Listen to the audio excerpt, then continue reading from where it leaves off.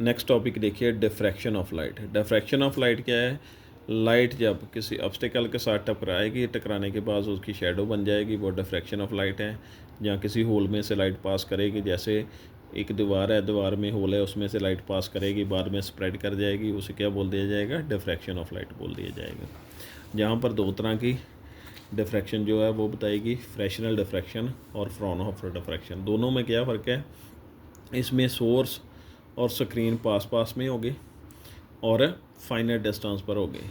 इसमें जो wave front होंगे स्फेरिकल या सिलेंड्रिकल होंगे, और इसमें क्या होगा? जो वेव फ्रंट होंगे वो कौन से होंगे? प्लेन वेव फ्रंट जो है वो होंगे इसमें। अब देखिए इसका टॉपिक जो है diffraction of light at a single slit. ये डायग्राम से पता चलेगा। ये है इसका डायग्राम। एस क्या है? Source of monochromatic light.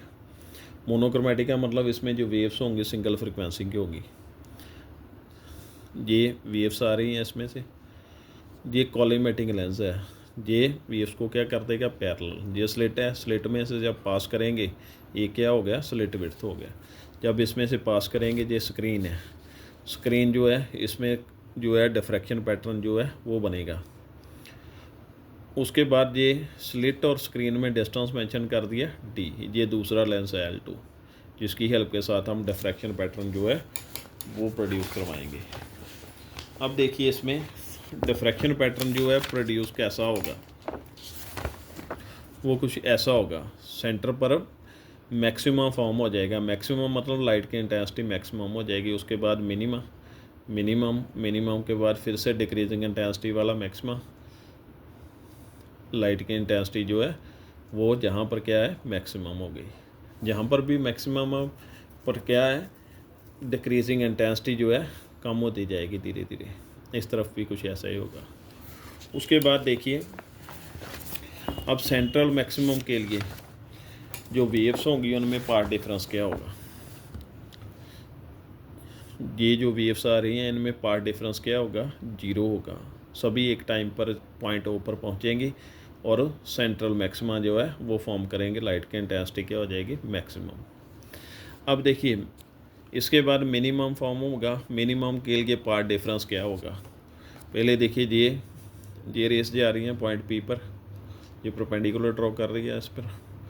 ये ट्राइंगल से हम पार्ट डिफरेंस निकाल लेंगे। ये पार्ट डिफरेंस आ गया इनमें। पार्ट डिफरेंस की वैल्यू कैसे निकालेंगे? ये ट्राइंगल ऐसे बना लिया, साइन थीटा की वैल्यू निकाल लेंगे परपेंडिकुलर अपॉन हाइपोटेन्यूज। ये आ गई। बी एन की वैल्यू निकाल लो, ये पार्ट डिफरेंस है इसमें, ये बन गया। ए बी की वैल्यू क्या है? स्लिट विड्थ, ए आ जाएगी, ये आ गई वैल्यू। ये पार्ट डिफरेंस आ गया हमारे पास। फर्स्ट सेकेंडरी मिनिमम के लिए पार्ट डिफरेंस क्या होगा? लैम्डा। बी एन की वैल्यू लैम्डा होगी। थीटा को क्या डाल दिया? थीटा 1 डाल दिया। ये आ गया। साइन थीटा 1 की वैल्यू लैम्डा अपॉन ए। ये जो वेव्स होंगी ये लेट कर लिया, इनमें पार्ट डिफरेंस क्या है? लैम्डा है। अगर लैम्डा पार्ट डिफरेंस है तो वो जो लैम्डा होगा 2 पार्ट्स में डिवाइड हो जाएगा, लैम्डा बाई 2, लैम्डा बाई 2।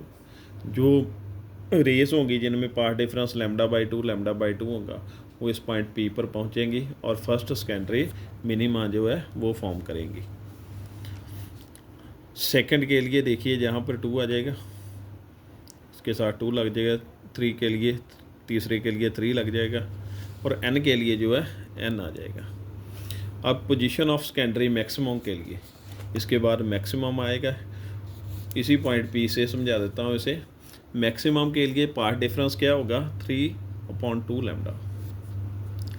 ये साइन थीटा 1 की वैल्यू आ गई 3/2 लैम्डा। ये इस तरफ था, वो क्रॉस मल्टीप्लाई कर लिए। अब देखिए ये जो रेस हैं ये 3 पार्ट्स में डिवाइड होगी, lambda by 2, lambda by 2, lambda by 2। First जो लैम्डा बाई 2, लैम्डा बाई 2 वाले वेव्स थी वो उन्होंने क्या बना लिया? फर्स्ट सेकेंडरी मिनिमा जो है वो बना लिया। अब जो लैम्डा बाई 2 वाला एक पार्ट जो बच गया, थर्ड पार्ट बोल सकते हो, जो बच गया, वो क्या फॉर्म करेंगे? फर्स्ट सेकेंडरी मैक्सिमा जो है वो फॉर्म करेंगे।